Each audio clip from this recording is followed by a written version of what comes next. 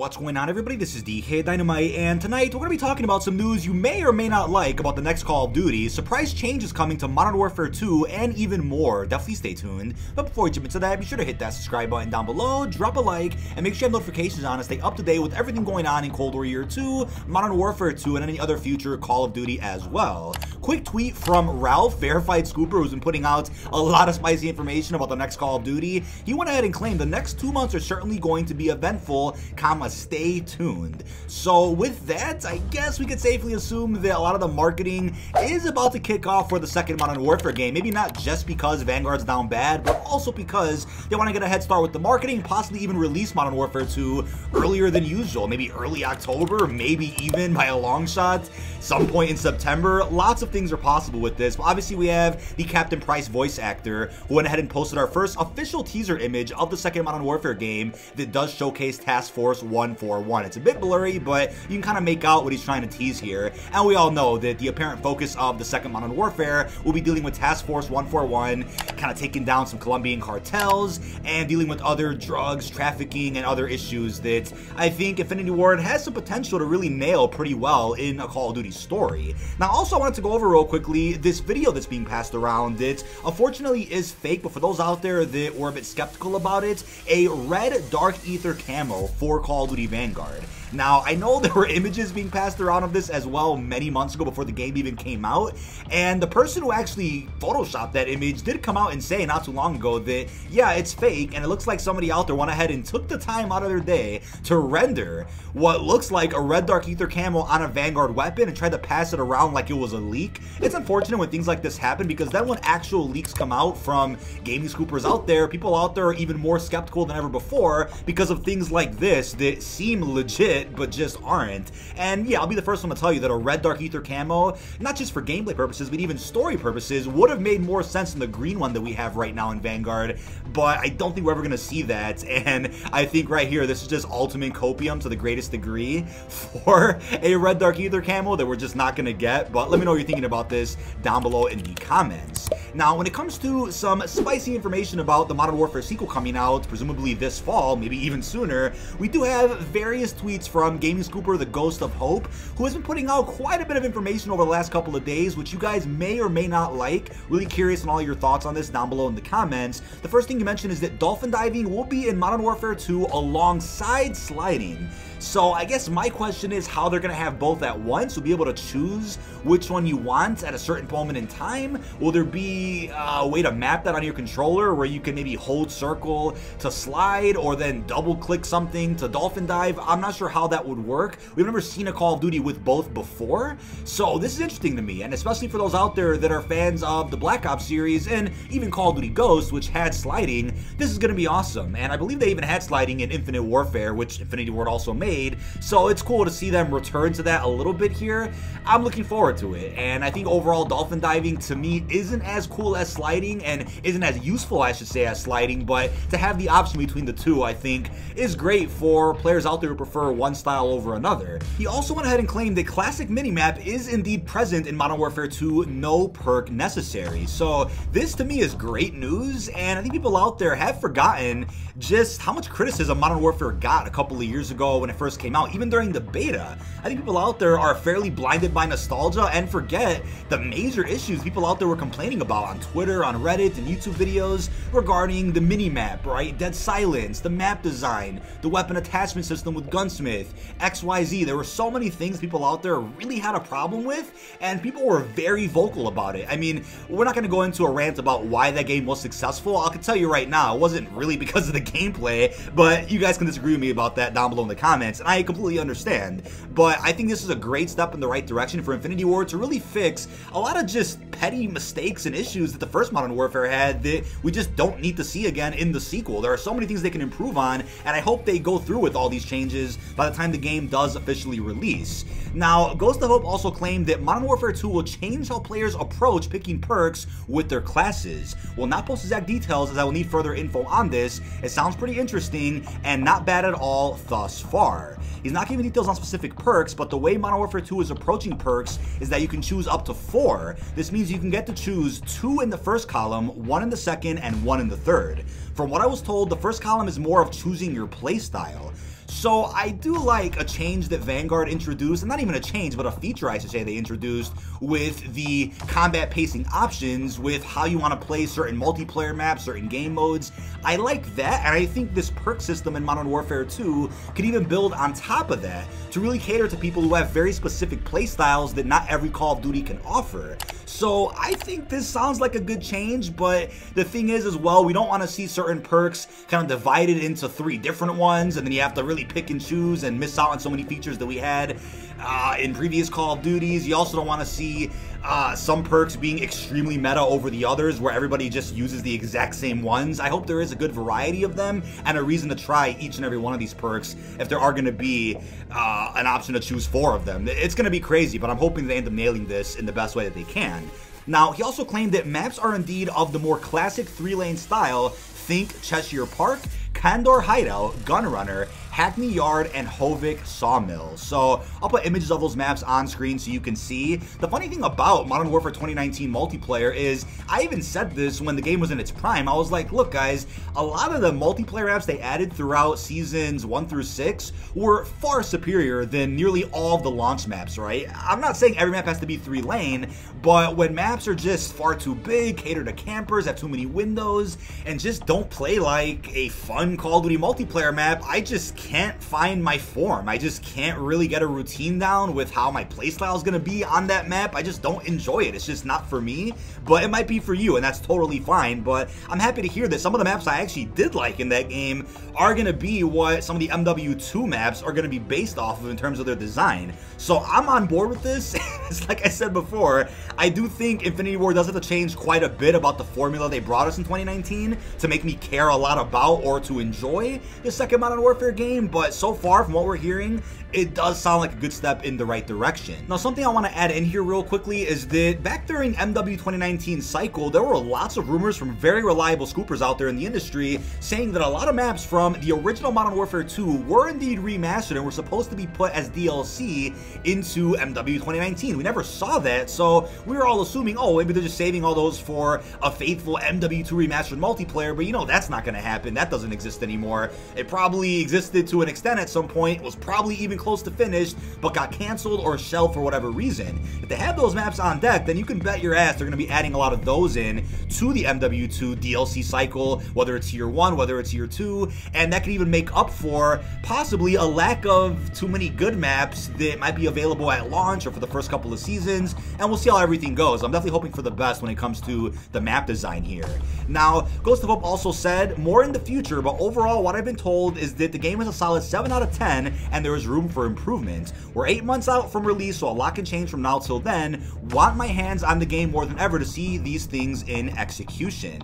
And that's the thing, right? I mean, we are far away from the release, but I think as of like a month ago, a lot of scoopers were claiming the game was already in an alpha stage, right? If they wanted to, they could just drop an alpha tomorrow and it would probably be ready to go. So I think that's a good sign that they're ahead of the game, so that not only can they have more time to work on things, but once they start getting feedback with the alpha and then the beta eventually, they can start knocking things out as fast as they can because the rest of the game would have been already finished by that point. So let's see what happens, and before we continue with something that I really want you guys to see, Ghost of Hope also went ahead and claimed that Last Stand is currently in Modern Warfare 2 and functions as a field upgrade instead of a perk. Hope Infinity Ward removes this based on criticism before launch.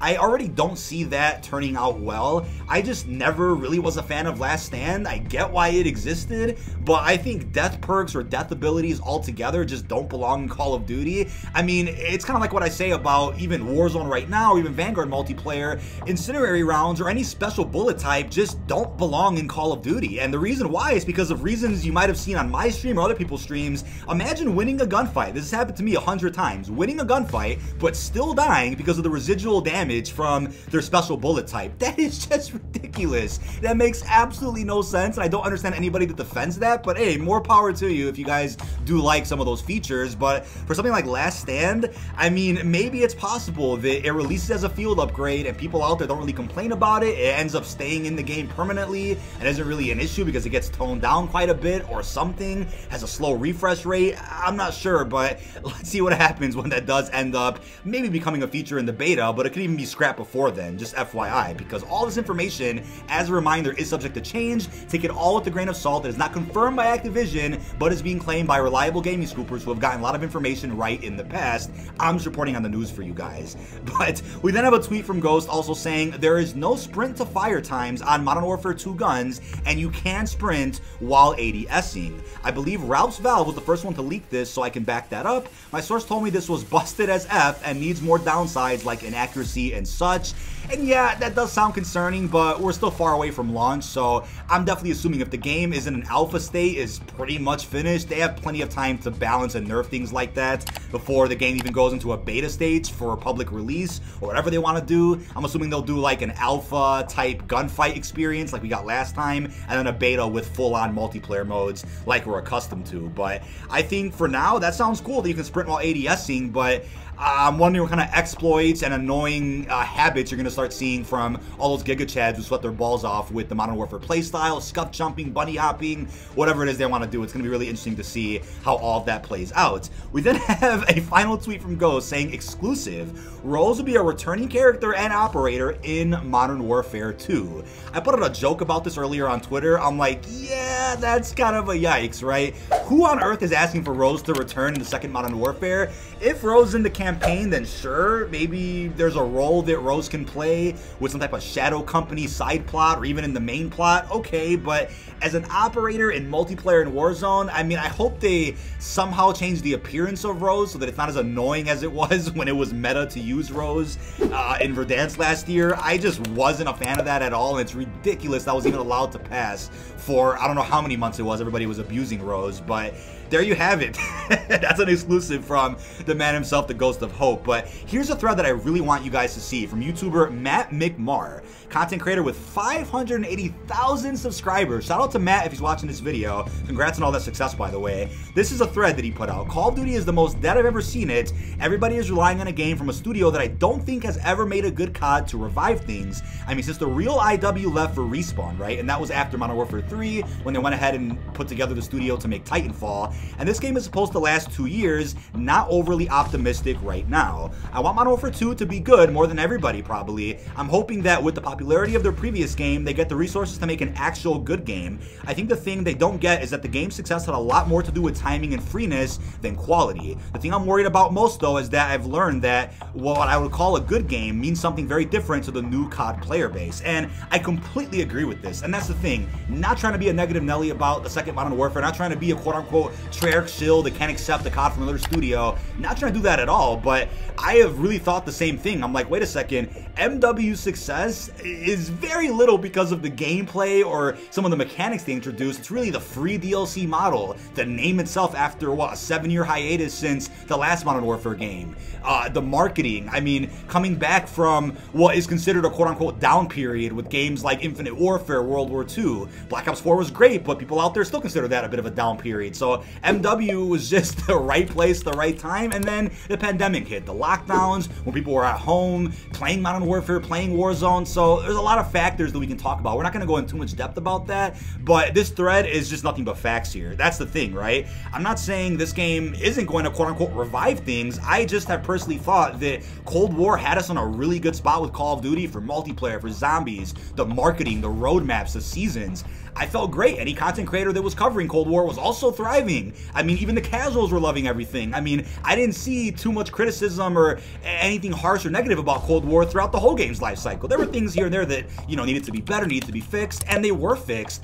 But then Vanguard kind of took us back like 20 steps, and now we're in a rut where COD is just in a really bad state right now, and I'm being honest with you guys about that. I hate to see this, and it's depressing, but if MW2 has to be the game to save us, I mean, so be it if it could pull it off. But I'm not exactly somebody that's like, oh yeah, it's a guaranteed success, it's gonna be the best thing ever, when Infinity Ward couldn't even put out patch notes properly back during MW 2019. Now on the bright side, as I pointed out in a previous video, Ralph is claiming that MW2's third mode DMZ will supposedly follow an elaborate storyline and continuation from the campaign, chronicling particular characters, fronts, and quests. So if you're somebody that maybe prefers the Treyarch playstyle, Treyarch games, maybe DMZ will be the mode that you guys play, if at all, since MW2 multiplayer might not be for you. If you're somebody out there that cares more about zombies and Easter eggs and storyline, then this DMZ mode could also be for you. So this has me excited for what that can look like over the course of a DLC season.